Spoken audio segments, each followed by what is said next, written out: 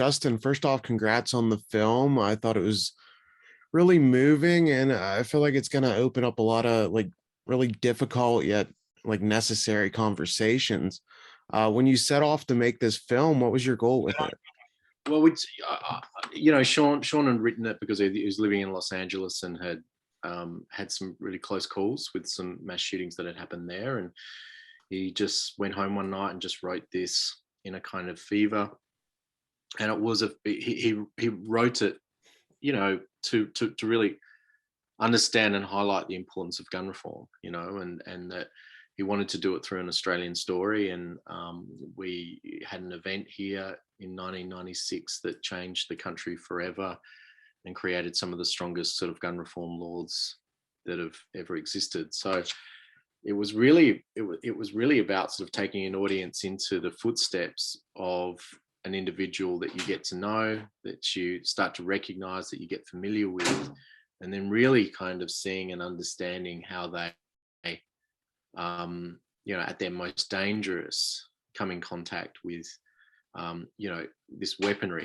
that you wouldn't have on a military field, and being able to sort of get that weaponry without a license and without registration, and buy it like you're buying golf clubs. So there was something, when I first read the script, there was something about that scene, sort of having lived so intimately with the character, that was incredibly powerful in regards to the absurdity of someone like this being able to get access to these sort of guns. Yeah, and when this happened in I think it was 1996, some Australian media were criticized for their coverage as they were like manipulating images and trying to really like just sensationalize something that is already so horrific and doesn't need sensationalized. And when you're dealing with such extremely sensitive subject matter, can you discuss just how you handled the subject matter, since it's so close to home? Yeah, I mean, look, really delicately. I mean, I felt as though the script was incredibly sensitive and respectful in the first place, but I think you have to go into making a film like this knowing that there are going to be those that are going to be incredibly upset about it being made, and there were those in Australia that believed that it shouldn't have been made, and that telling a story through the point of view of a figure like this is wrong. And that's when that's when you have to just start questioning every step you're taking as a filmmaker, and really trying to interrogate where are we, and where's the line here, and are we being as sensitive as we can be, but at the same time asking really important questions from the story and from the characters. So it's been the hardest film for me to make, because there's an enormous responsibility in making it, and also knowing that there are those that don't want it being made. Yeah, I know there were some of the family, like victim family members that spoke out, not being for the film. Were you able to have any of the victims kind of family members consult on it or speak to them for any input? We reached out in our own ways, and there was some that wanted to engage and got back to us. There were others that obviously didn't want anything to do with the film. And then when the film came out, there are those that sort of felt as though they weren't contacted. It was a really tricky process, because usually with a film like this, you have a victims of crime group that is part of the government, that allows you to be able to, that allows a conduit to be between the filmmakers and the families. Unfortunately, the victims of crime here in Tasmania decided not to be part of the film. So it was really left to us to be able to kind of reach out, but at the same time try not to sort of impose ourselves on those that don't wish to engage. So that's been quite a long process, and there are those that we could speak to, and then there are those that sort of didn't want to, or later on sort of felt as though they wanted to reach out and sort of talk about their dissatisfaction with the fact that the film had been made. Yeah, and Tasmania, I saw a lot of like people, theaters and such didn't want to carry the film, and then when you've been showing it, in the festival circuit, it's been met with such critical acclaim. So how has it been kind of dealing with these two very different and like just on the complete different ends of the spectrums, reactions to the film? Well, just in Tasmania, it's been really interesting because we made a choice to not advertise it. And there were 2 cinemas in Tasmania that did decide to show the film. But we were very conscious, the cinemas and us, of, there not being posters around, and there not being anything that was going to be in the face, of some in the public that didn't want to see the imagery and to see, the posters on any advertising. So we did, it did play here, and it was quite extraordinary. There was an enormous amount of people that actually came and saw the film. It had, some of the best numbers were actually in Tasmania.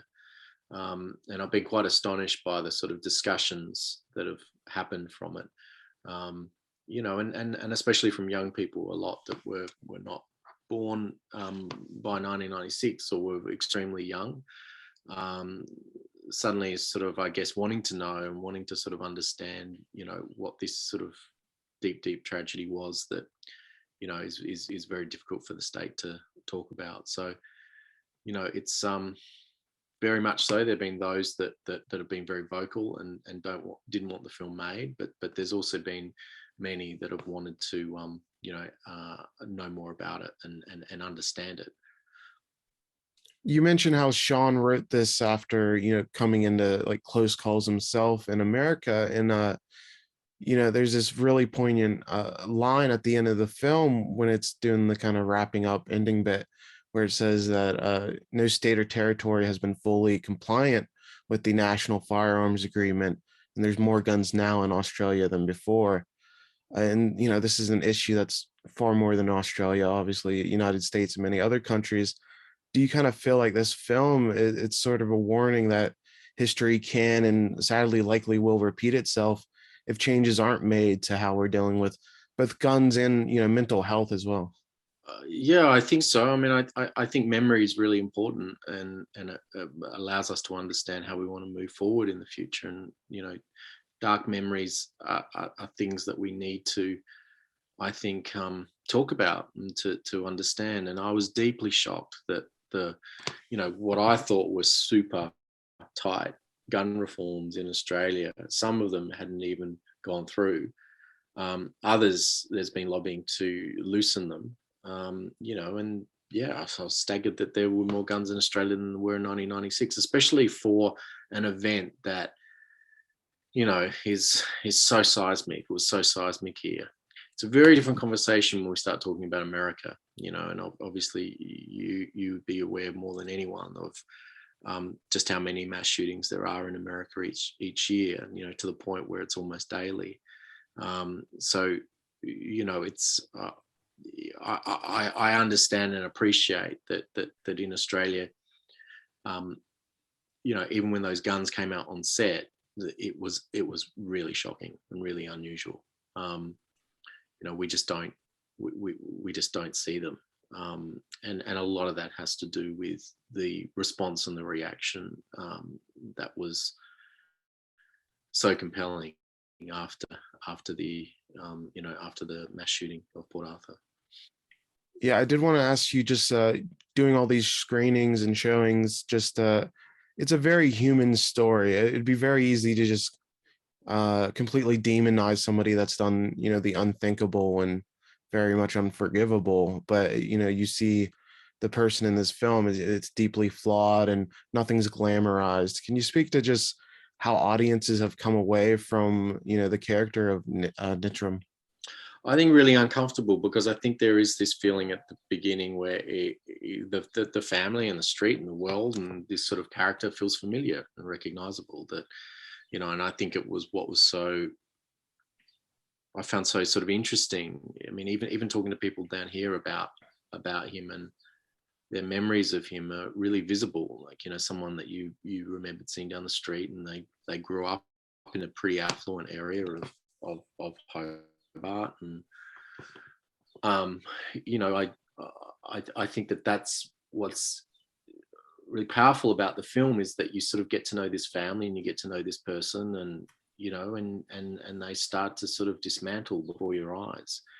And you're sort of seeing it. You're seeing this sort of slow motion car crash. You're seeing the moments in which they could sort of change, or if this happened, or if someone had said that, or he hadn't walked into that shop, and I think that was sort of part of how powerful the script was that Sean wrote, is that, you know, it seduces you into this world, and into a sort of normality in a way, and then starts to kind of, you know, step by step show you how this character becomes so dangerous and makes such horrific choices. So that was always what was so powerful to me, is that gunshot scene, that the moment that you start to distrust this character, the moment that this character starts to feel extremely dangerous and unhinged and a real outlier and more isolated, they walk in and, you know, start buying weaponry like they're buying golf clubs, you know, without licenses or registration, and that the absurdity and the horror of that is, you know, is what I found so sort of powerful in the screenplay. Yeah, and definitely just what I kind of came away some heartbroken from the film was just seeing all these red flags and these failings along the way, and you know, just the proper steps weren't really, like, a lot of people had their hearts in the right place, but it still wasn't, you know, being handled in the proper way. It's just to see it all laid out, and to have done research on the mass shooting itself, and to see these events just play out in this film, it's just so eerie. Yeah, and you know, and a person that,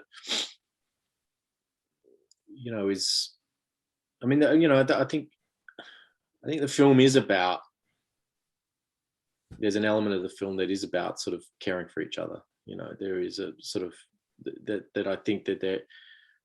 I mean, I felt when I was filming it, I feel like I know this person from my childhood. You know, I know that's the dude I crossed the road to not pass. I know there's, you know, I know that street. I know that family, that mother. I know what that fatigue looks like. You know, it's. I think that, you know, the film is sort of asking us to sort of look out for each other more. Um, you know, that we all have a sort of responsibility to care for those that are starting to fall between the cracks, and you know, because things turn bad pretty quickly, you know.